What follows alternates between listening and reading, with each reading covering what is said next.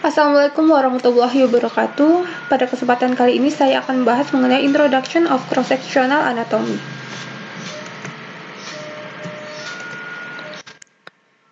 Sebagai radiografer, kita harus menguasai seluruh pengetahuan mengenai anatomi fisiologi untuk menghasilkan sebuah radiograf yang menunjukkan bagian-bagian tubuh yang kita inginkan.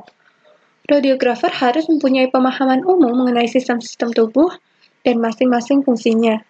Perhatian khusus harus diberikan untuk menghasilkan pemahaman yang menyeluruh seputar sistem skeleton atau rangka dan petunjuk-petunjuk permukaan yang digunakan pada lokasi bagian-bagian tubuh yang berbeda. Hal penting yang harus diperhatikan adalah bahwa radiografer harus dapat memvisualisasikan struktur-struktur internal yang akan diradiograf. Dengan menggunakan petunjuk-petunjuk eksternal, radiografer dapat secara tepat memposisikan bagian tubuh untuk menghasilkan radiograf diagnostik sebaik mungkin. Nah, ini adalah gambaran perbedaan antara posterior dan anterior. Contohnya ini, posterior itu merujuk pada bagian belakang. Posterior juga kita bisa sebut sebagai dorsal. Sedangkan anterior merujuk pada bagian depan, atau kita bisa sebut sebagai ventral. Selanjutnya ada istilah lagi superior, inferior, medial, dan lateral. Sedangkan superior merujuk pada bagian atas, dan inferior pada bagian bawah tubuh. Sedangkan medial yaitu lebih dekat ke bidang median atau garis tengah. Misalnya ini median, sedangkan lateral yaitu menjauh dari garis tengah atau menjauh dari median, atau kita bisa mengatakannya pada bagian samping tubuh. Ada lagi yang namanya proximal, distal, superficial, deep. Ini pada bagian anatomi yang lebih spesifik. Misalnya ini proximal, yaitu pada bagian atas anatomi, dan distal pada bagian bawah anatomi. Contohnya misal antebrachi proksimal dan antebrachi bagian distal. Sedangkan superficial yaitu pada bagian tepi tubuh dan deep pada bagian dalam. Selanjutnya kita memahami bidang-bidang tubuh seperti sagittal, coronal, oblique, dan horizontal plane. Kita lihat dulu sagittal. Di sini, sagittal adalah bidang yang membagi seluruh tubuh atau bagian tubuh ke dalam segmen dextra dan sinistra, atau kanan dan kiri. Ini membagi antara tubuh menjadi kanan dan kiri. Nah, selanjutnya ada juga coronal plane, atau bidang koronal. Koronal adalah bidang yang membagi seluruh tubuh atau bagian tubuh ke dalam segmen anterior atau depan dan posterior atau belakang. Jadi ketika dipotong koronal, maka tubuh akan membagi menjadi depan dan belakang.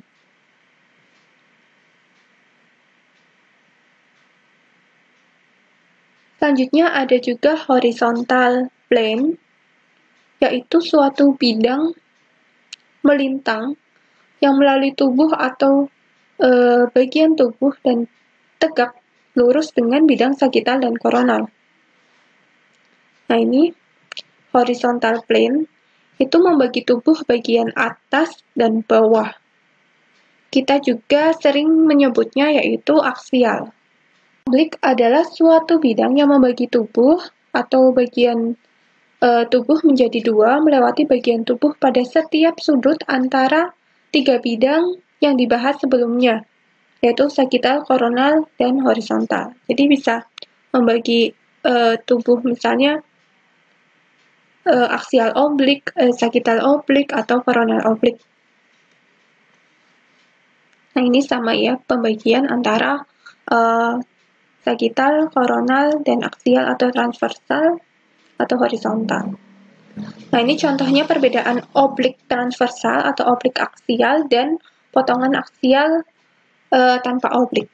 Kalau semisal yang aksial, itu potongannya tegak lurus seperti ini, membagi atas dan bawah. Sedangkan ketika oblik transversal atau oblik aksial membagi atas dan bawah tetapi dengan menyudut, dengan sudut tertentu. Ini dinamakan oblik transversal atau oblik aksial. Nah, ini contoh anatomi yang dibagi menjadi potongan ini, sagital, anatomi otak, kemudian aksial, dan koronal. Nah, ini contohnya pada bambu atau juga kalau pada anatomi bisa jadi pembuluh darah. Ini perbedaan ketika kita potong aksial, membagi atas bawah, potongan aksial oblik, ini dengan sudut tertentu, kemudian ini potongan sagital, karena membagi menjadi dua segmen yaitu dextra dan sinistra. Nah, ini untuk mempermudah kita dalam pemahaman mengenai sectional planes, kita memvisualisasikannya dengan suatu buku. Semisal ini ada sebuah buku, kemudian kita potong secara aksial yang membagi atas dan bawah, ini akan gambarannya tampak seperti ini. Selanjutnya, ketika kita potong secara koronal, gambarnya akan tampak seperti menunjukkan suatu halaman, ini, lembaran. Ketika kita potong secara sagital, akan menghasilkan gambaran seperti ini, memanjang. Jadi, tergantung anatomi bagian mana yang akan kita periksa atau bagian interest yang mana, sehingga kita dapat memilih potongan seperti apa yang akan kita citrakan. Ada lagi ini contohnya ada suatu bidang dengan dari kedalaman tertentu akan menghasilkan visualisasi yang berbeda pula. Contohnya ini dengan potongan aksial. Kita bagi beberapa section bagian, aksial paling atas ya. Ini ketika dipotong paling atas, kita akan mendapatkan informasi ada dua lingkaran yang terpisah. Kemudian di tengahnya kosong. Selanjutnya ini ketika kita lebih ke dalam lagi, kita akan mendapatkan dua lingkaran yang saling menyatu. Dengan di tengahnya tampak seperti ini, kosong juga. Dan ketika kita lebih dalam, ke bawah lagi, akan mendapatkan hanya satu lingkaran dengan lubang di tengahnya. Dan ketika paling bawah kita potong lagi, kita akan mendapatkan satu lingkaran penuh. Jadi kesimpulannya, setiap anatomi yang ada pada dalam tubuh kita ketika kita potong dengan berbagai section kedalaman tertentu akan menghasilkan informasi yang berbeda-beda pula. Nah, ini beberapa contoh sectional image, citra, ada CT scan, MRI. Nah, ini contohnya pada potongan aksial, kemudian ini sagital, ini ada contoh potongan koronal. Nah, ini pada MRI, pada bagian yang A potongan koronal, kemudian B potongan sagital, kemudian ini ada potongan aksial pada kaki. Kemudian ini contohnya adalah pada tulang belakang, vertebra lumbalis. Ini ada lumbal 2, lumbal 3, lumbal 4, lumbal 5. Kemudian kita ingin melihat potongan secara aksial. Jadi kita ambil dari Scott image-nya itu dari potongan sagital, kemudian kita potong-potong secara aksial. Ini ada 1-20 citra. Nah, ini nanti gambarannya salah satu contohnya seperti ini, gambaran aksial. Kemudian kita ingin mendapatkan potongan koronal. Ini dari gambaran brain. Misalnya kita ambil dari gambaran sagital, kita potong A, B, C, D, E, dan F. Ini ada 6 slice, 6 potongan untuk mendapatkan potongan koronal. Nah, ini salah satu contohnya dari salah satu slice yang ada di Scott image sagital. Nah, ketika kita ingin mendapatkan potongan sagital, kita bisa menggunakan potongan Scott image dari koronal. Jadi dari citra koronal kita potong-potong, ini sampai 20 image, nanti akan menghasilkan potongan sagital ini contohnya. Ini ada salah satu contoh potongan oblik pada ekstremiti atau ekstremitas. Kita ambil dari potongan aksial. Kemudian kita ambil slice-slice-nya di sini. Nah, kemudian kita rekonstruksi akan mendapatkan gambaran oblik dari ekstremitas itu sendiri. Kemudian kita dapat melihat gambaran-gambaran atau citra dari kedokteran nuklir melalui ada kedokteran nuklir, ada gamma kamera, ada PET, ada PET CT atau PET MRI, ada SPECT CT dan SPECT MRI. Itu juga menggunakan bidang-bidang seperti sagital, koronal, aksial, dan oblik. Ini contohnya pada gambaran gamma kamera. Ini ada contoh gamma kamera kepala, gamma kamera chest atau thorax, pelvis, dan knees. Nah, gamma kamera itu sendiri merupakan salah satu modalitas kedokteran nuklir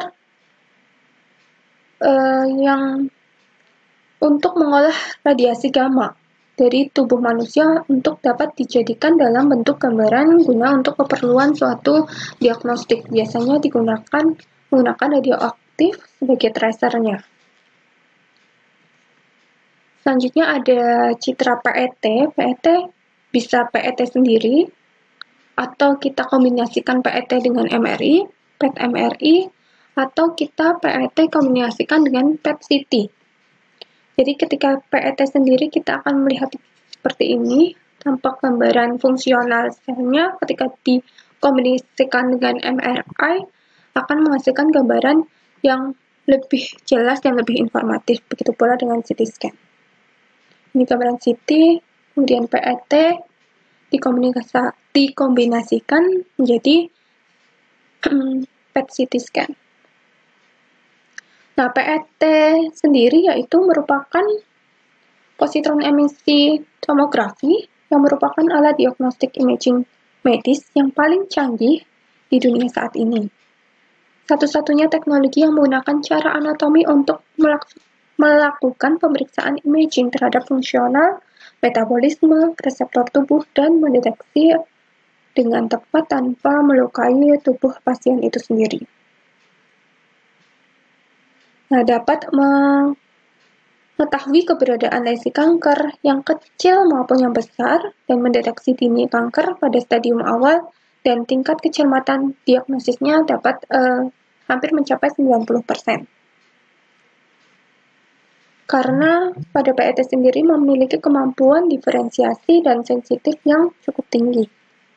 Jadi PET mempunyai peran penting untuk penentuan rancangan pada pengobatan pasien. Kemudian ada pula SPECT CT, kemudian SPECT MRI. Ini hampir sama dengan PET, cuma berbeda secara teknisnya atau secara prosesnya. Ini contohnya pada SPECT CT transaksial. Ini yang SPECT, kemudian ketika digabungkan koronal, kemudian sagital. Kemudian cross-sectional anatomy cranium. Cross-sectional anatomy cranium, contohnya ini cranial bones. Ya, ini ada cranial bones, ada memiliki frontal, tulang parietal, satu occipital, 2 temporal, dan juga satu ethmoid. Nah, ini contohnya pada CT scan ketika potongan-potongan itu dilakukan rekonstruksi 3D akan dapat menghasilkan gambaran seperti ini. Ini dengan berbagai informasi seperti parietal bone, coronal, vertex, frontal, sphenoid, dan sebagainya. Selanjutnya ini ada cranium base. Ini ada beberapa informasinya, contohnya ada ethmoid, sphenoid, kemudian temporal, kemudian yang kanan dan temporal yang kiri. Ini pada gambaran secara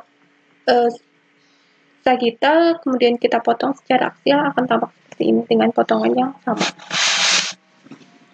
Ini contohnya 3D rekonstruksinya seperti ini. Kemudian kita melihat potongan aksial pada cranial bone dengan semisal ketinggian di atas orbita. Nah, ketika kita melihat secara sagittal, ketinggiannya seperti ini di atas orbita. Hasil yang ditampakkan adalah seperti ini, gambaran potongan aksial. Nah, ini di sini tampak kecil frontal sinus, kemudian di sini orbital plate, kemudian di sini ada tulang temporal, ini yang tipis, kemudian ada anterior clinoid process dari sphenoid, tulang sphenoid di sini, kemudian di sini tulang occipital. Selanjutnya ini potongan aksial lagi, akan tampak lebih ke dalam lagi. Kita melihat ada beberapa informasi sudah tampak, ini orbitanya, kemudian ini ada lakrimal ya di sini, tulang lakrimal, kemudian di sini ada ethmoid dan sphenoid sinus sudah tampak, kemudian di sini ada mastoid ial cell, dan selanjutnya ada ethmoid di sini. Nah, ini potongan secara koronal. Nah, potongan secara koronal ini ada tulang frontal, kemudian ada sinus frontalis, ada lacrimal bone. Kemudian di sini ada supraorbital margin, ini di sini. Kemudian di sini infraorbital. Kemudian ada perpendicular plate of tulang ethmoid di sini. Di sini ada maxillary bone. Nah, ini lebih ke tengah lagi, lebih tampak anatomi, ada maxillary sinus, kemudian concha nasalisnya sudah kelihatan, middle nasal concha, ada zygomatic bone di sini, sudah tampak ini, kemudian ini tulang vomer, kemudian ada inferior dari tulang hidung, inferior nasal concha, dan ini ada crista galli, yaitu pertengahan antara kedua orbita. Nah, ini contoh citra orbita. Nah, ini potongan pada pertengahan orbita, akan tampak gambaran aksial seperti ini dengan berbagai informasi. Selanjutnya ini juga orbita kita lihat dari secara aksial seperti ini, kemudian secara sagittal ke dalam kedalaman seperti ini akan mendapatkan gambaran hasil koronal.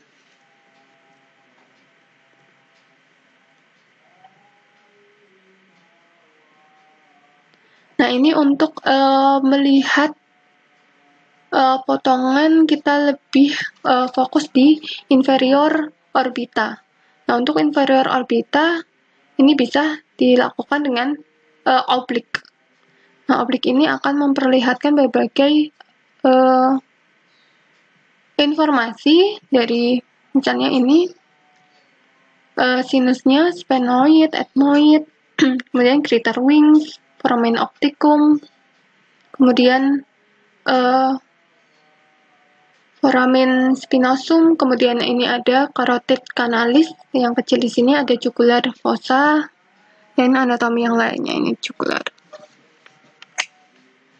Nah, ini secara lengkapnya ya, yang tadi secara anatomi, secara warnanya supaya lebih gampang dihafalkan. Ini bisa dipelajari dari berbagai foramen-foramennya, kemudian tulang-tulangnya, anatominya, dan lain-lain. Nah, ini ada lagi contoh sectional anatomy. masih pada bagian kepala.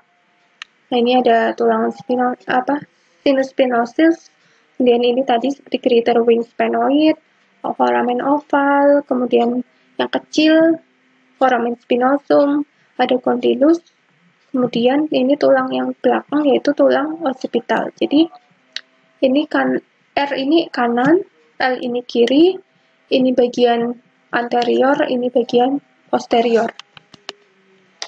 Nah, ini contoh cross-sectional pada bagian tubuh. Misal seperti ini, potongan seperti ini setinggi torakal 34, ini setinggi torakal 4-5 sampai dengan bawah, ini tinggi sakrum 1, seperti itu. Kita bisa memperkirakan di mana patologi yang akan kita lihat. Nah, ini contoh cross-sectional anatomi pada abdomen. Nah, ini contohnya yaitu pada bagian setinggi distal paru ya. Distal paru akan menghasilkan gambaran seperti ini. Jadi ini bagian anterior tubuh, ini bagian posterior. Karena kenapa posterior, ini tampak ada gambaran vertebra belakang. Kemudian ini di depan tampak ada jantung, kemudian tulang sternum. Nah, kemudian di sini yang membedakan biasanya ketika pada aorta atau arteri akan warnanya merah, kemudian untuk yang vena di sini ada tuh vena azygos yang sangat khas, biasanya tampak pada bagian toraks.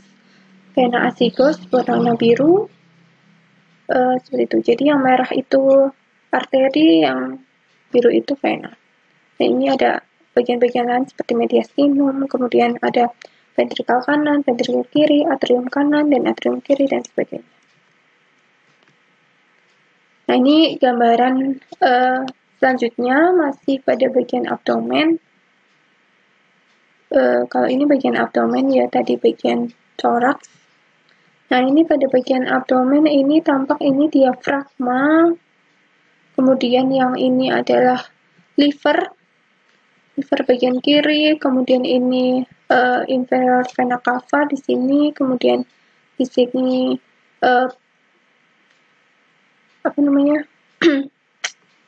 ini bagian kanan, ini bagian kiri, kemudian ada spleen, ada vena azygos, ada aorta thoracic, dan lain-lain.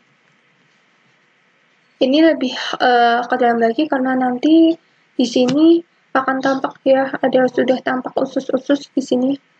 Kemudian di sini sudah tampak duodenum, kemudian sudah tampak pankreas, sudah tampak usus besar, transversal kolon, ascending kolon di sini.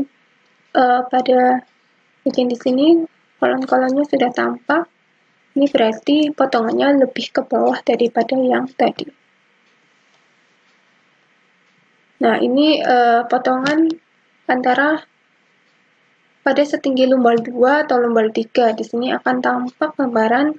Nah, di sini akan tampak gambaran quadratus lumborum. Ya, di sini akan tampak gambaran quadratus lumborum.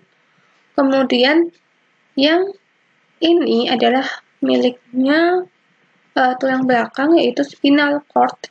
Nah, di sini ada spinal cord. Kemudian yang hitam-hitam ini adalah usus. Usus di sini ada usus besar bagian transversal. Kemudian di sini usus duodenum. Kemudian di sini ada usus besar bagian bawah descending colon. Dan ini coba dibaca. Ada superior mesenteric, ada inferior vena cava, dan lain-lain. Nah, ini setinggi lumbal 4 dan lumbal 5. Di sini sudah tampak anatomi. Ini adalah pada bagian ekstremitasnya ya, ikut ke scan. Kemudian ini sudah tampak ileum, sudah tampak psoas, common iliac, kemudian tampak left iliacus dan rectus abdominus, dan lain-lain. Ini sudah lebih ke bawah.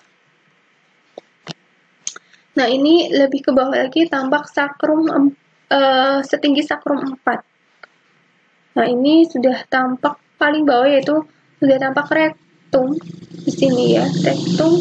Kemudian udah tampak di sini paling bawah dari sakrum, tulang sakrum. Kemudian sudah tampak ureter. Kemudian di sini adalah kolon sigmoid, kolon yang sebelumnya dari anatomi rektum. Kemudian di sini ada rectus abdominalis. Kemudian ini peta femur.